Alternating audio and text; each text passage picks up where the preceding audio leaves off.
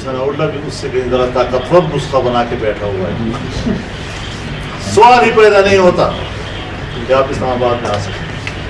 और मैं अपनी हुकूमत को और वज़ीर आज़म पाकिस्तान को कहना चाहता हूँ कि किसी तरीके से कोई नरमी नहीं निकाली, डट जाना है और उनके साथ इस तरह का खिलवाड़ करने की इजाज़त किसी को भी नहीं दी जा सकती। इंशाअल्लाह मुकाबला करेंगे और ये कोई चीज़ अब नहीं रहेगी। इंशाअल्लाह मज़ीद पूरी तरह मुकाबला होगा और कोई रियायत इनको अब नहीं दी जाएगी। और इनको बता देना चाहता हूँ कि यहाँ ज़मीन बहुत सख्त गर्म है, तुम्हारे तलवे इस ज़मीन को बर्दाश्त करने के काबिल अब नहीं रहते। अब ये कहता है कि आर्मी चीफ मेरी मर्जी से बने।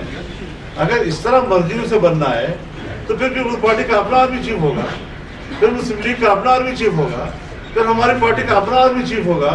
फिर ये तो अजीब फौज होगी। फिर इस किस्म के बेतुके किस्म के आइन से मावरा बातें करना, मुतालबात करना, ये उसको अपना खौफ नजर आता है। और तहकीक होगी तो फंस जाओगे फिर जिस तरह आप फंसे हुए हो, बंद गली में जा चुके हो, तुम्हारे लिए अब निकलने का रास्ता नहीं है।